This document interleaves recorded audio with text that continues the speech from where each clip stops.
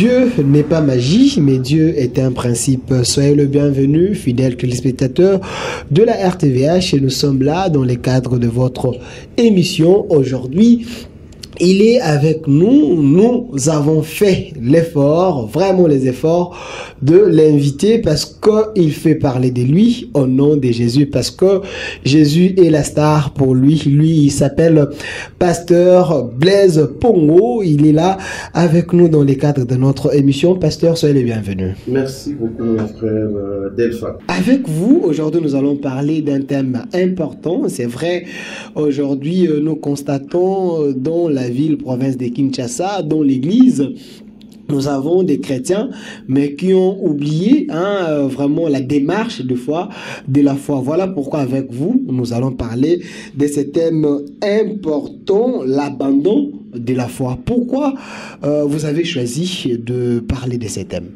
Merci beaucoup pour cette marque de confiance à mon égard de m'inviter dans votre chaîne. Et merci également pour toutes les fleurs. Okay. Seulement, toutes ces fleurs, je l'accepte bien, mais je les retourne à celui qui est mon patron, mon maître, mon Seigneur, mon Sauveur, qui est Jésus-Christ. Car c'est lui seul qui mérite toutes ces fleurs. Nous ne sommes que des serviteurs inutiles. Nous parlons de l'abandon de la foi parce que, quelque part là, le monde commence à emporter des gens. Le monde commence à entrer dans l'église. Le monde commence à entrer dans des chefs de ceux qui dirigent les églises. Le monde commence à s'habituer avec nous dans l'église du Seigneur. C'est pour cela nous voulons à ce que nous puissions remettre les choses à la lumière pour dire attention chrétiens, si vous abandonnez la foi, vous n'irez pas au ciel. Quels que soient les sacrifices, quel que soit tout ce que vous pouvez faire, si vous abandonnez la foi, vous perdez votre place au ciel. C'est dans ce sens-là que j'ai choisi ce thème, l'abandon de la foi. La personne qui est en train de nous suivre, peut-être là déjà écouter ces messages, mais quand il vous entend parler de l'abandon de la foi, il se pose la question, comment je peux abandonner ma foi du moment que Jésus est mon maître? Merci beaucoup. Si je peux directement entrer déjà dans la matière, je vais avec vous dans 1 Timothée au chapitre 4, le verset 1 et 2, je me permets de lire. Ok. La Bible dit, mais l'Esprit dit expressément que dans les derniers temps, quelques-uns abandonneront la foi pour s'attacher à des esprits séducteurs et à des doctrines des démons, par l'hypocrisie des faux docteurs portant la marque de la flétrure dans leur propre conscience. Ça, c'est ce que l'Esprit est en train de dire. Et j'aime bien ce passage parce qu'il y a un mot qui commence avec ce passage. On dit, l'Esprit dit expressément. Il ne faut pas négliger ce mot expressément. C'est-à-dire, l'Esprit dit clairement. L'Esprit dit avec insistance que dans le dernier temps, or, moi et vous, nous nous retrouvons dans le dernier temps.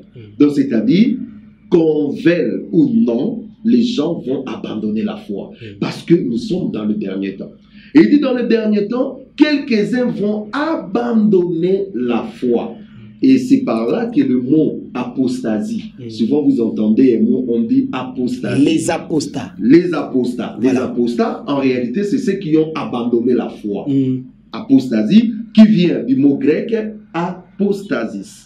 Qui veut dire tout simplement, c'est tenir loin, s'écarter, se détourner, ne plus être conforme à l'original. Vous voyez, c'est ça, abandon de la foi. Donc c'est quelque chose que nous devons prendre avec beaucoup de sérieux, parce que c'est l'Esprit qui dit expressément, c'est l'Esprit qui dit avec insistance, c'est l'Esprit qui confirme que ça se passera comme ça dans le dernier temps. Quelques-uns vont abandonner la foi. Et je bénis le Seigneur parce que Jésus c'est le plus grand prophète. Et lorsque le plus grand prophète, il a regardé avec l'œil prophétique, il regarde un peu ce qui sera la fin des temps, il pose une question qui fait mal.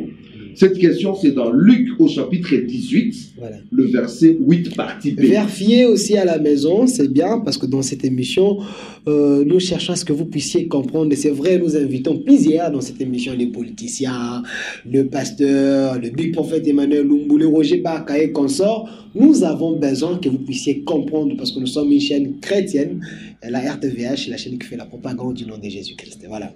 Alors, dans Luc au chapitre 18, le verset 8, Jésus-Christ va poser une question qui fait mal. La partie B dit ceci. Et quand le Fils de l'homme viendra, trouvera-t-il la foi sur la terre? C'est une question qui nous donne un peu l'impression d'une inquiétude. Le Seigneur nous dit clairement que quand il va venir, beaucoup de gens vont perdre la foi. Beaucoup de gens vont abandonner la véritable foi. La véritable foi, ça sera des denrées rares. La véritable la foi, ça sera quelque chose à chercher. C'est-à-dire, nous aurons plus des apostates. Nous aurons plus de gens qui ont déjà abandonné la foi. Nous aurons plus de gens qui font semblant. Mais la véritable foi, peu de gens vont garder. C'est pour cela, quand nous parlons de l'abandon, abandon veut dire quoi? Abandon veut dire rejeter la foi. Abandon veut dire renier la foi. Abandon veut dire se détourner de la foi. Abandon veut dire s'écarter de la foi. Cela veut dire les gens vont rejeter la foi, les gens vont renier la foi, les gens vont s'écarter. Et au début, quand on utilisait le mot apostasie, c'était un abandon public. C'est-à-dire quelqu'un devait renier sa foi publiquement. Or, aujourd'hui, le diable a changé de situation. Les gens ne réunissent plus leur foi publiquement, mais ils le font par leur comportement, ils le font par leur mode de vie et ils le font par un enseignement tout simplement troqué. Alors, qu'est-ce qui arrive lorsque une personne abandonne la foi? Deux choses arrivent lorsque quelqu'un abandonne la foi. La première des choses, c'est dans 2 Timothée au chapitre 3, le verset 5. Lorsque Jésus décrit le comportement, ce qui sera à la fin des temps, et il dit qu'à la fin des temps, au dernier jour, les gens auront l'apparence de la piété, mais régnant ce qui en fait la force. Ce qui en fait la force, c'est la foi, c'est la doctrine. Donc les imposteurs sont bien. Les imposteurs, voilà. Vous voyez, les apostates. Eh bien, qu'est-ce qui va se passer? Le diable a changé de stratégie. Le diable sait que non, s'il dit à quelqu'un, réunis la foi publiquement, la personne ne va pas le faire. Voilà. Alors, qu'est-ce qui se passe? Il le laisse dans ses habits de frère. Il le laisse dans ses habits de frère. De pasteurs, de hommes de Dieu, de serviteurs de Dieu, de l'enfant de Dieu, de ministres, de chantres, d'intercesseurs. Mais il va lui vider de sa substance. C'est-à-dire, il lui enlève ce qui est utile. C'est pour cela, Paul est en train de dire, dans le dernier jour, les gens auront l'apparence de la piété. Et là, je reviens, oh merci Jésus. Je rejoins Jésus quand il regardait des pharisiens. Qu'est-ce qu'il leur disait? Vous, les pharisiens, vous ressemblez à des tombeaux blanchis. De loin, vous paraissez beaux, mais à l'intérieur, il y a des ossements. C'est exactement ce qui se passe maintenant. Les pharisiens avaient une apparence de la piété, ils avaient la sainteté extérieure, ils avaient la religion à l'extérieur, mais à l'intérieur, c'était la pourriture. Et cette histoire est entrée aujourd'hui dans l'église. Dans l'église aujourd'hui, les gens ont l'apparence. Vous regardez vraiment cet homme, vous dites, oh, cet homme, c'est un homme de Dieu. Mais en réalité, il sert Satan. Vous regardez, vous dites, ça, c'est vraiment un enfant de Dieu. En réalité, il a des petites chéries partout. Vous regardez comme ça, vous dites vraiment, oh, cette chantre, quand elle chante, il y a la présence de Dieu. En réalité, elle est tramée dans d'autres choses. Comme dans les livres de Matthieu 15, Jésus dit, hypocrite. Donc, vous brandissez votre tradition au profit de la parole de Dieu. Exactement, mon frère. Et là, je bénis le Seigneur pour votre raisonnement. Parce que lorsque les gens tombent dans l'apparence de la piété, ils vont plus servir Dieu, mais ils vont servir leur tradition. C'est-à-dire, ça se passe comme ça dans notre église. Ça se passe comme ça dans notre communauté. On veut s'arranger, être en ordre par rapport au pasteur, mais pas par rapport à Dieu. Par rapport à la communauté, par rapport, non par rapport à Dieu. C'est-à-dire, on entre carrément dans des traditions. On est esclave maintenant de nos traditions. On a peur du pasteur que de Dieu. On a peur de notre communauté. Ah, si on apprend ça dans notre communauté, je risquerais de me faire virer. Si on apprend ça dans notre église, ça ne passera pas. Mais et si Dieu a prédit ça? Oh, Dieu est avec nous. Vous voyez, les gens sont tombés tout simplement dans l'apparence de la piété. Je rappelle, je suis ici avec Pasteur Blaise Mpongo, responsable de l'église de Kinshasa. Mais pasteur, une petite question. Est-ce que l'église de Dieu a une coutume? Toute l'église. L'église a commencé dans Acte 2. L'église sera enlevée dans Apocalypse, je crois, 6. Tous les temps là, on nous parle de l'église, la naissance, l'enlèvement. L'église est régie que par la parole de Dieu. C'est-à-dire, si nous voulons parler de quelque chose qui va par rapport à la marche de l'église, nous devons nous conformer à la parole de Dieu. Donc la constitution. Voilà. Des chrétiens. À part la parole de Dieu, en tout cas, moi je ne vois pas là où nous pouvons tirer quelque chose pour faire marcher dans l'église.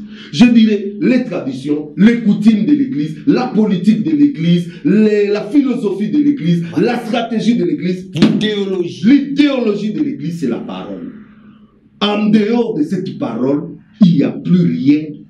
C'est la parole de Dieu dit, n'ajoutez rien, ne retranchez rien. Voilà. Nous sommes dans la parole. C'est-à-dire, je ne sais pas vraiment ce que vous voulez parler par rapport aux traditions, mais moi je me dis, tout pour moi c'est la parole de Dieu. Si c'est que vous présentez au peuple de Dieu, si c'est que vous dites, ne cadrez pas avec la parole de Dieu, quel que soit votre rang, quels que soient vos titres, quelle que soit votre révélation, parce qu'une révélation est aussi contrôlée par la parole de Dieu. Donc vous pouvez aller une année à Mangengenge, vous nous ramenez un évangile. Paul dit, si vous nous ramenez un évangile qui est autre que l'évangile, c'est-à-dire ce qui est la parole de Dieu, qu'une telle personne soit anathème. Donc pour moi, tout doit être réglé par la parole de Dieu. En dehors de la parole de Dieu, eh ben, ça c'est une autre La chose. gloire de Dieu est de cacher les choses, mais la gloire du roi est de sonder. Pasteur Blaise, vous avez dit tout doit être dans la Bible. La Bible, elle est scindée en deux parties. Nous avons les églises aujourd'hui qui prônent en disant que nous devons prêcher le Nouveau Testament, donc rester dans l'époque de la grâce. C'est vrai, nous parlons de l'apostasie, l'abandon de la foi. Je sais pourquoi je pose de telles questions. Il faut rester dans le Nouveau Testament, il faut oublier l'Ancien Testament. Il y a d'autres personnes qui disent qu'il faut combiner les deux. Mais nous avons les églises qui restent dans la loi. Nous avons les églises aujourd'hui qui œuvrent dans la grâce de Jésus. Maintenant, les enfants de Dieu, les fidèles qui aillent dans ces églises-là, des fois, d'autres se conforment à la loi de l'église parce que le pasteur exige les cultes même des personnalités, les photos, il y a tellement de choses. Selon votre regard spirituel, qu'est-ce qu'il faut faire? Parce que ça aussi, ça pousse les enfants de Dieu d'aller dans les gares.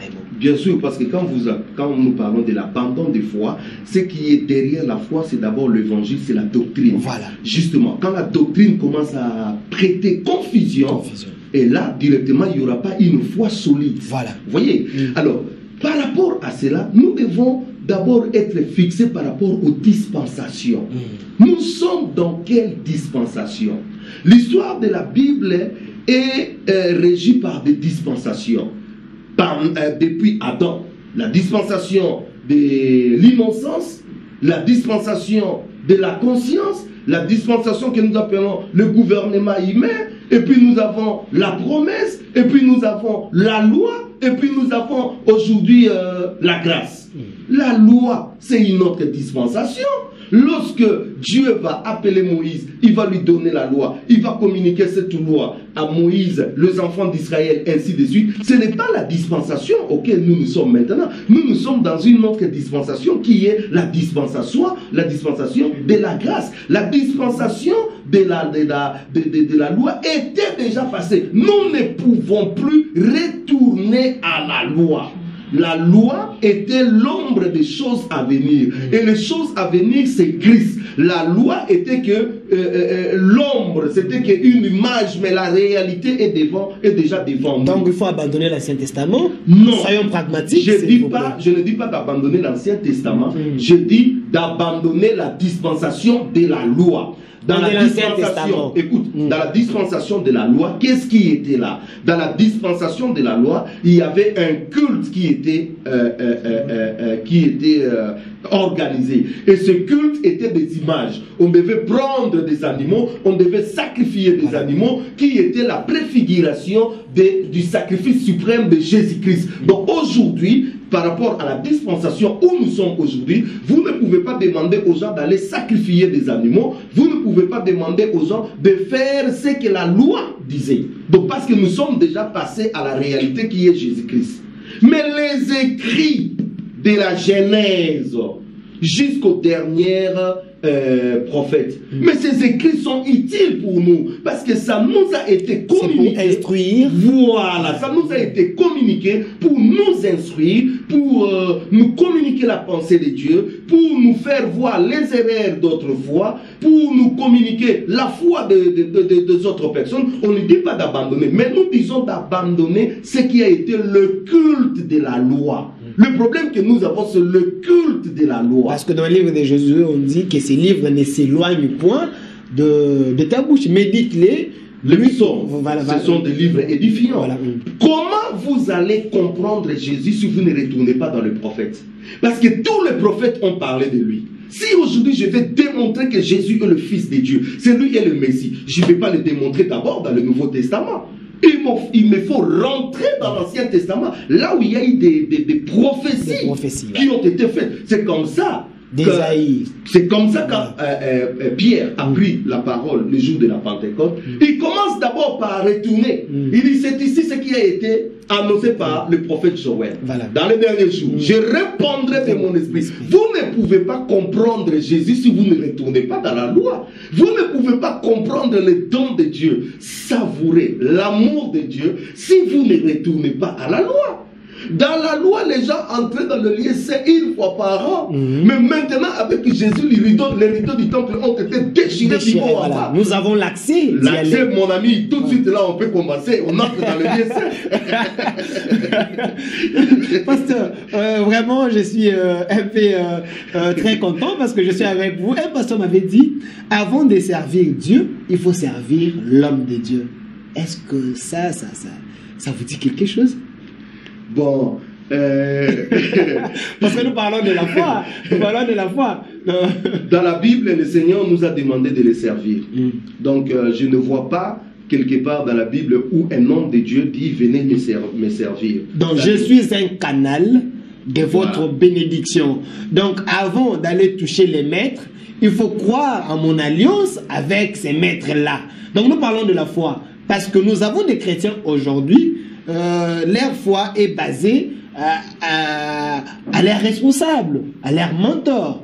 Donc, par le nom de Pasteur Blaise, Dieu fait. Par l'alliance de Pasteur Blaise, Dieu fait. Bon, en tout cas, dans ma Bible, il est écrit, Dieu a fait de nous un royaume de sacrificateurs.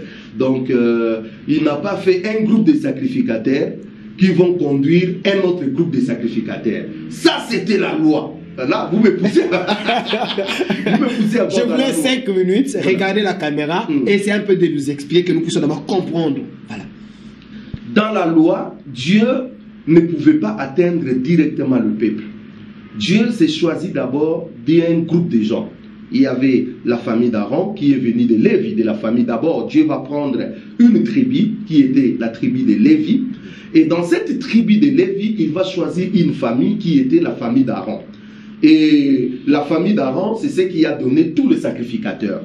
Donc, Dieu avait fait des choses à ce que lui d'abord, ensuite des sacrificateurs, les souverains sacrificateurs, des sacrificateurs, et après le reste du peuple. Ça, c'était le sacerdoce lévitique. C'est la loi. C'est déjà passé. Ça a été déjà aboli. Lorsque Jésus est arrivé, Jésus n'a pas fait quelqu'un qui est au-dessus des autres. C'est vrai que dans l'église du Seigneur, il y a des ministères pour le perfectionnement des saints, mais cela ne veut pas dire que non, ces ministères sont plus que ces gens que nous sommes en train de diriger. Non, ce n'est pas ça. C'est seulement un don que Dieu a donné dans l'église. Nous devons être humbles, mes amis.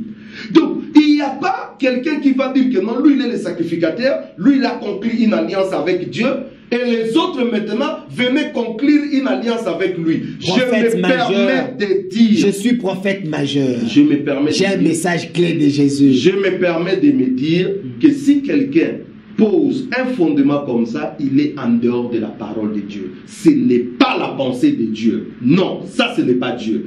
Dieu a fait afin que toute personne qui les reçoit devienne d'abord enfant de Dieu. À tous ceux qui l'ont reçu, à ceux qui croient en son nom, Dieu les a donné le pouvoir de devenir enfants de Dieu. Que vous soyez prophète, que vous soyez pasteur, que vous soyez un simple, entre guillemets, fidèle, hein, vous êtes d'abord enfant de Dieu. Vous êtes dans le corps de Christ. Vous êtes membre du royaume. Et vous êtes automatiquement dans le royaume des sacrificateurs. Donc vous êtes directement sacrificateur. Mais Dieu a choisi parmi nous des personnes qui vont commencer à nourrir son peuple que nous appelons des ministres. Cela veut dire, dans la nouvelle alliance, tout le monde a fait l'alliance avec Jésus. Il n'y a pas un ordre, ceci, c'est là où il faut entrer, je suis désolé, ça n'existe pas. Il n'y a pas une sacrificature spéciale qu'on veut nous faire voir, ça n'existe pas.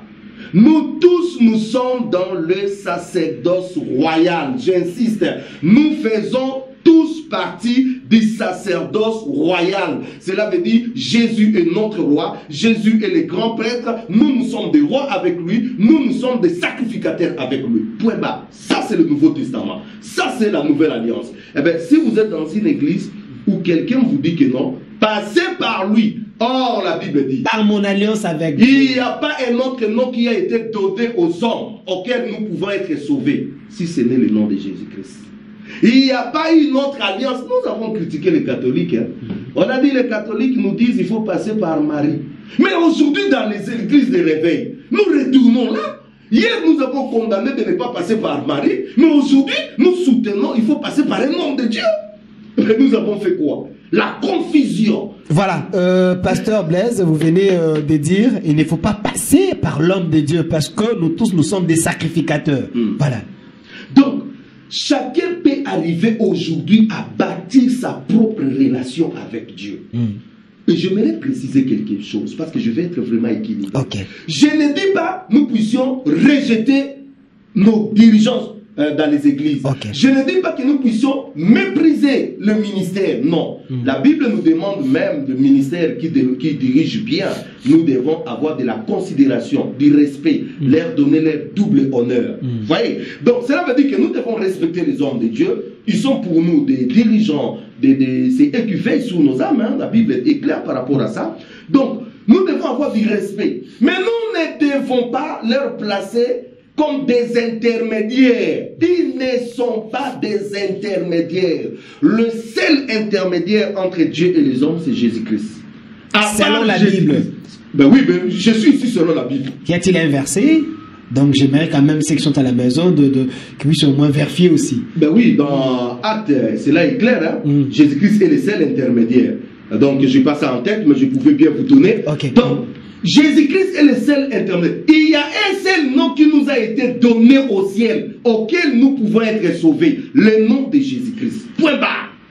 Ce n'est pas le nom d'un pasteur. Mais j'ai la photo de mon pasteur. Je crois tellement à son ministère. J'ai la foi en lui. Je sais qu'il parle avec Dieu. Et cette photo-là, si je suis malade, je prends la photo, je mets là où je souffre. Carrément, je suis guéri. L'alliance de l'homme de Dieu m'est guéri. Paul, on a vu dans la Bible, son ombre même a guéri des gens. Donc, on peut mettre la foi à l'homme de Dieu. En tout cas, ça c'est l'abandon de la foi. L'apostasie. L'apostasie. Parce que nous sommes en train de détourner les gens de la foi qui sera placée sur Jésus et nous plaçons la foi des hommes maintenant sur des hommes. C'est-à-dire, je prends la foi des frères et sœurs, au lieu de la mener à Jésus-Christ, de leur dire, Regardez la personne qu'il faut placer la foi. Regardez la personne qui sauve. Regardez la personne qui peut vous délivrer. Regardez la croix. Nous disons non, regardez la croix, mais passez par moi. Ce n'est plus le message de la Bible. Ça, c'est ce que la Bible dit. Les gens vont enseigner des doctrines pernicieuses, des fausses doctrines. Nous nous écartons de la voie.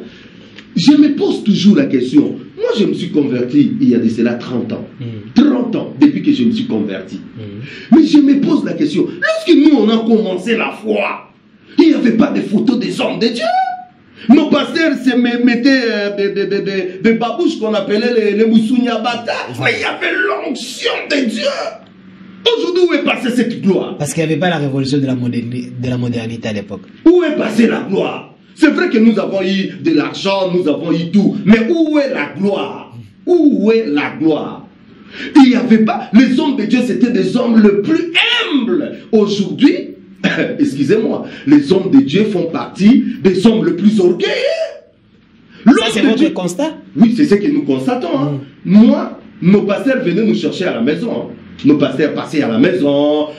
Quand vous voyez le pasteur, c'est toute l'avenue, vous courez, vous touchez le pasteur, il prie pour vous, comment vous avez dormi, ainsi de suite. Mais aujourd'hui, les pasteurs sont là dans des bureaux climatisés, ils ne passent pas voir des bandimiens. Donc cela veut dire qu'il y a quelque chose qui est en train de changer. Pourquoi donc il y a un vent nouveau. Le diable a détourné plusieurs.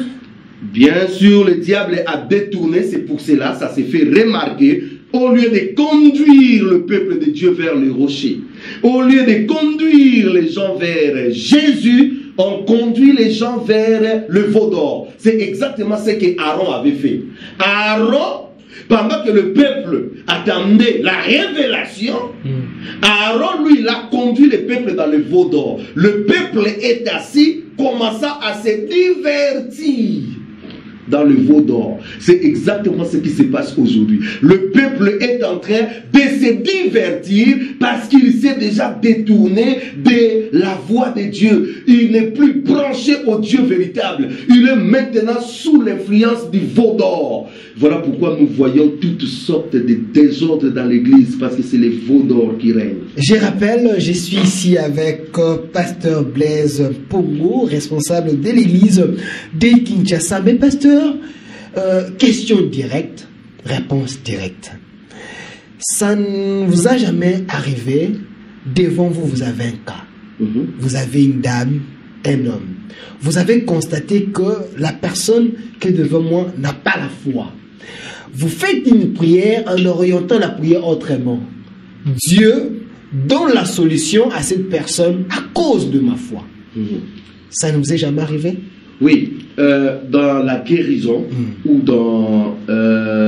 Dieu peut guérir même un païen. Ça, je vous dis la vérité.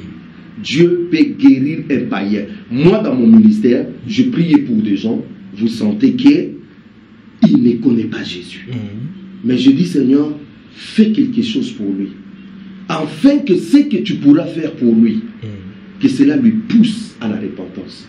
Que la bonté de l'Éternel te pousse à la repentance. Et aussi la personne a vu la main de Dieu. Mais après, je lui dis, frère, Dieu n'a pas agi dans ta vie parce que tu es spécial. Dieu agit, non plus parce que moi je suis spécial. Non, non, non, je suis que rien. Dieu agit juste parce qu'il veut te tendre la main d'amour. Saisis cette main, continue avec lui. Sinon, tu regretteras. Donc Dieu peut guérir un païen. Dieu peut guérir n'importe qui. Il est libre, il est souverain. Il est dans toute sa souveraineté pour faire ce qu'il veut et personne ne peut lui demander qu'est-ce que tu fais là. Il y a des païens qui nous suivent des fois à la télé. Quand vous priez comme ça, il dit bon, je mets quand même ma petite foi. Et puis il est guéri. Mais il n'a pas vraiment Jésus-Christ en lui. C'est pour cela. La foi n'est pas bâtie sur le miracle. La foi est bâtie sur la parole de Dieu. Les enfants d'Israël ont vu le miracle. Ils ont vu des miracles. Mais la conséquence, personne d'entre eux n'est entré dans la terre promise. Mais tous ceux qui sont sortis de l'Égypte, ils avaient vu le duplé. Ils ont vu la mer se séparer. Et Jésus-Christ il dit, hein, cette génération méchante me demande un miracle. Je ne leur accorderai plus le miracle. Un seul miracle que je leur accorderai cette fois-ci, c'est quoi? Le miracle de Jonas. 3 jours dans le ventre du poisson. Cela veut dire la mort et la résurrection. venez à la croix de Jésus pour la solution à vos problèmes. D'abord le problème spirituel, d'abord l'éternité, réglez d'abord ça. Ensuite d'autres miracles. La foi vient de ce qu'on entend, et ce qu'on entend vient de la parole de Dieu. Pasteur Blaise, est-ce qu'aujourd'hui, la parole qui est en train d'être prêchée dans la ville de Kinshasa présentement, est-ce que cette parole peut encore produire la foi dans les cœurs des gens? Bien sûr. Quand nous ne mélangeons pas les choses, il y a le faux, il y a le vrai. Je n'aime pas ceux qui disent toujours faux, faux, faux, faux, faux. Okay. Mais où est le vrai? Les restes est là. Les restes, il y a les restes ici. Donc quand vous voyez les faux... Par exemple, vous êtes dans les restes. Je bénis le Seigneur parce que je fais partie du reste. Alléluia. C'est à vous de juger à la maison. Je bénis. Vous savez, je vais vous dire. La Bible dit, on reconnaît un arbre par ses fruits. Donc, c'est-à-dire, on ne reconnaît pas un homme de Dieu par rapport au miracle qu'il fait. On ne reconnaît pas un homme de Dieu par rapport à l'apparence qu'il donne. On reconnaît un arbre par rapport à ses fruits, ce qu'il donne. Et le premier fruit, c'est d'abord la doctrine de Dieu. Quand quelqu'un n'est pas dans la doctrine de Dieu, on sait directement, parce que le Saint-Esprit est à nous. Il sait directement détecter et nous dire, attention, ce monsieur est vicieux.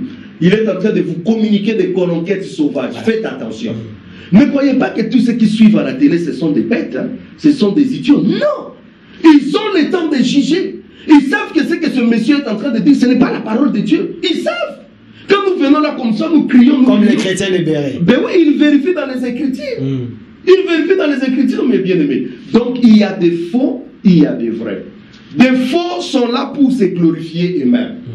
Des faux sont là pour élever leur nom. Des faux est là pour dire aux gens, venez auprès de moi, c'est moi qui va vous amener quelque part. Mais l'homme de Dieu mérite double honneur. Comment expliquez-vous cela? Le respect, la considération. Quand vous êtes venu, je vois vos attitudes auprès de moi. Ce sont des attitudes de respect. Moi, je ne vous ai pas demandé ça. Mais vous-même, vous m'accordez cela. Je ne vous ai pas imposé de m'accorder ça. Pourquoi? Parce que vous avez reconnu à moi l'homme de Dieu. Mais il ne faut pas dire aux gens, moi je suis l'homme de Dieu, donnez-moi mes doubles honneurs. Un père ne dit pas à ses enfants, appelez-moi papa. Non. Les enfants, naturellement, vont l'appeler papa. Si vous êtes un homme de Dieu respectable, vous prêchez la bonne parole de Jésus-Christ, les gens vont vous accorder les doubles honneurs, les gens vont vous respecter, les gens auront de la considération vers vous, les gens vont dire, vraiment cet homme sert Dieu. Parce que l'Esprit de Dieu qui est dans ces gens-là vont attester que cet homme-là, c'est un homme de Dieu. Mais si vous n'êtes pas un homme de Dieu, vous venez avec vos pochettes vendre dans les plateaux, vous venez avec de l'eau vendre dans vos églises, vous venez avec tout ça, de l'huile. Ah ben là, ça devient compliqué. Mais c'est aussi biblique quand vous voyez un pasteur entrer dans l'église au moment de l'adoration et tout le monde s'élève et l'adoration change. On commence à chanter le nom de l'homme de Dieu, tel Azaïa Nzambe et tout ça. Ça, c'est le culte de la personnalité. Quand vous voyez comme ça, il y a... Est-ce que ça pousse aussi les gens d'abandonner la foi, la vraie foi? Bien sûr, parce que c'est l'idolâtrie. L'idolâtrie, c'est... Je vais vous poser la question. Excusez-moi. C'est à vous-même de répondre. Pourquoi est-ce que Satan a été chassé du ciel? Parce que l'orgueil est monté dans son cœur et il a dit, je vais placer mon toit là. Il a refusé d'être serviteur, il voulait devenir Dieu. Il dit, je vais placer mon toit là. Je vais placer mon trône à côté de Dieu. Je vais prendre la place de Dieu. C'est exactement ce qui se passe dans nos églises. Jésus a dit à ses disciples, vous de même, quand vous ferez des miracles, quand vous allez guérir les gens, quand vous allez chasser des démons, quand vous allez faire tout cela, et qu'on vous pose la question, qui vous êtes? Dites seulement, nous sommes des serviteurs inutiles. Voilà les serviteurs inutiles. Il dit, je ne suis plus serviteur inutile. Moi, je deviens maintenant serviteur utile. Il prend la place de maître. Quand on veut adorer le maître, il dit, non, non, non, non, non. Ne savez-vous pas que vous êtes des dieux? Ça aussi, c'est un verset biblique. Mais oui, ce n'est pas un homme qui est Dieu. Ça fait partie de toute la création. Dieu nous a créés dans la dimension de Dieu. Dieu nous a créés non des espèces naturelles comme ça, mais de l'espèce divine. Mais pasteur Blaise, vous lisez quelle Bible? La Bible avec les autres, mais comment? Apparemment, vous comprenez l'écriture autrement. Mais oui, la Bible dit, hein, Jésus-Christ dit, n'est-il pas écrit dans votre loi que vous êtes des dieux? Ce n'est pas seulement moi qui est dans cette dimension de Dieu, mais tout enfant de Dieu qui a fait la paix avec Jésus, il a été restauré, il revient dans cette dimension de Dieu. Ce n'est pas seulement un pasteur, c'est tous les enfants de Dieu. Voilà pourquoi je vous ai donné un simple verset. À tous ceux qui l'ont reçu, à ceux qui croient en son nom, Dieu les a donné le pouvoir de devenir enfants de Dieu, restaurer, revivre l'image, parce que Jésus-Christ est venu nous restaurer dans l'image que nous avons perdue dans le jardin d'Éden à cause du péché. Et quand nous retournons dans cette image-là, nous reprenons la dimension. Vous êtes des dieux. Pasteur Blaise, est-ce qu'il y a-t-il les efforts à fournir pour conserver la foi, pour garder la vraie foi avec Jésus? Parce qu'il y a un message aujourd'hui qui se prêche dans la vie de Kinshasa, la grâce. Est-ce que la grâce affaiblit les efforts de la foi? Non, au contraire, la grâce pousse la foi. D'abord, nous sommes au temps de la grâce. Et cette grâce est en train de produire la foi en nous. Il n'y a pas quelque chose que nous pouvons faire avec Dieu s'il n'y a pas la foi. Déjà même, la Bible dit la foi vient de ce que l'on entend, et ce que l'on entend vient de la parole. Donc, tout est question de la foi. Même la Bible dit, il faut que celui qui s'approche de Dieu croit que Dieu existe. Voilà. Donc, à la base, il faut d'abord cette croyance, cette foi. Donc, la grâce n'annule pas la foi. La grâce, au contraire, vient renforcer la foi. Mais la grâce ne peut pas être prise comme le skis pour dire qu'on n'a plus besoin de la foi. Maintenant, nous devons vivre comme, voilà, comme bon nous semble, comme tout le monde, parce qu'il y a la grâce. Là, on est en train de se tromper. La foi, c'est une ferme assurance, une démonstration des choses qu'on ne voit pas. Ça, c'est une définition, vous voyez? Bien sûr, bien sûr. La foi, selon Hébreux au chapitre 11, le verset 1, est une ferme assurance des choses qu'on ne voit pas, des choses qu'on espère, une démonstration de celles qu'on ne voit pas. Et dans la foi, il y a deux dimensions. Je suis désolé que vous ne m'avez pas permis d'entrer dans la matière.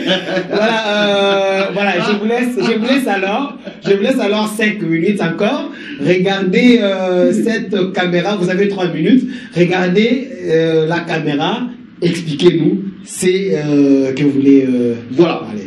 Dans la foi, il y a deux dimensions. La première dimension, la foi est définie comme l'évangile de Dieu. La foi est définie comme les enseignements, comme la doctrine.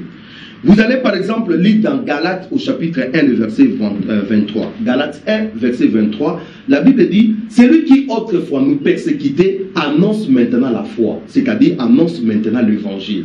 Annonce maintenant les enseignements de Jésus. Donc la foi d'abord égale enseignement. Deuxième chose, dans Éphésiens au chapitre 4, le verset 11 à 13. On nous dit que les 5 ministères sont là pour le perfectionnement des saints en vue de l'œuvre du ministère. Et il dit, jusqu'à ce que nous soyons parvenus à l'unité de la foi, de la connaissance, c'est-à-dire de l'évangile, des enseignements de Jésus-Christ. Donc la première fois, vous voyez que ça touche la parole, ça touche la dimension de l'évangile.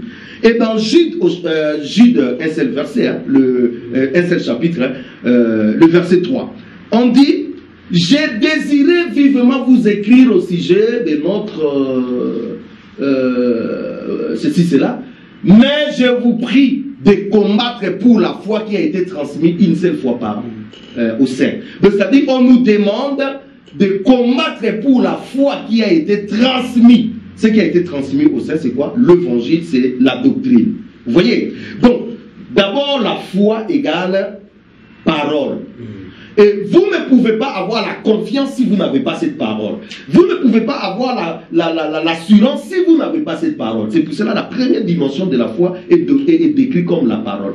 Deuxième dimension, c'est maintenant la dimension assurance et confiance. Cette parole qui est entrée en vous va produire l'assurance, la confiance en Dieu. Et même dans cette dimension, nous avons la première dimension, c'est la foi que le Saint-Esprit imprime en nous lorsque nous croyons en lui. Parce que parmi la foi, il y a d'abord foi comme fruit de l'Esprit. Oui, dans Galates, on nous dit le fruit de l'esprit, c'est pam, pam, pam, pam, on nous ajoute encore la foi. C'est-à-dire la foi, c'est parmi des choses que le Saint-Esprit vient imprimer lorsque nous avons écouté la parole de Dieu. Dans la deuxième dimension, il y a encore une autre chose. La foi est décrite aussi comme un don. Parmi les dons spirituels, les dons de prophétie, les dons de ceci, cela, il y a aussi les dons de la foi. C'est-à-dire Dieu accorde à d'autres personnes une ferme assurance pour que l'Église atteigne une autre dimension. Donc la foi, c'est aussi un don spirituel. Vous voyez? Donc si nous ne comprenons pas tout ça, ça sera du méli-mélo. Donc je résume. La foi a deux dimensions. Dimension évangile, lorsque nous recevons la parole, c'est nous recevons la foi. Nous recevons la doctrine, c'est nous recevons la foi. Parce que derrière cette parole, il y a la foi. C'est pour cela que la Bible dit la foi vient de ce qu'on entend et ce qu'on entend vient de la parole. Ça, c'est la première dimension. Et cette parole à nous va produire l'assurance, va produire la confiance, et ça c'est la deuxième dimension maintenant de la foi. Voilà, merci Pasteur Blaise. Comprenez que nous sommes déjà à la fin. On ne sera pas tout terminé aujourd'hui, mais vous avez des questions, vous pouvez juste envoyer vos questions par le numéro qui est là. Je vais encore recevoir cet homme de Dieu, il va vous répondre. Vraiment, vous serez encore éclairé. Voilà, l'homme de Dieu, nous sommes presque à la fin. Il y a peut-être une maman, un pasteur qui est en train de se dire, c'est vrai, j'ai écouté. Avant d'abord, ce message est destiné à qui? Le message de l'abandon de la foi est destiné d'abord pour les chrétiens, pour nous les disciples de Jésus. Ma démarche, c'était de vous dire, faites attention.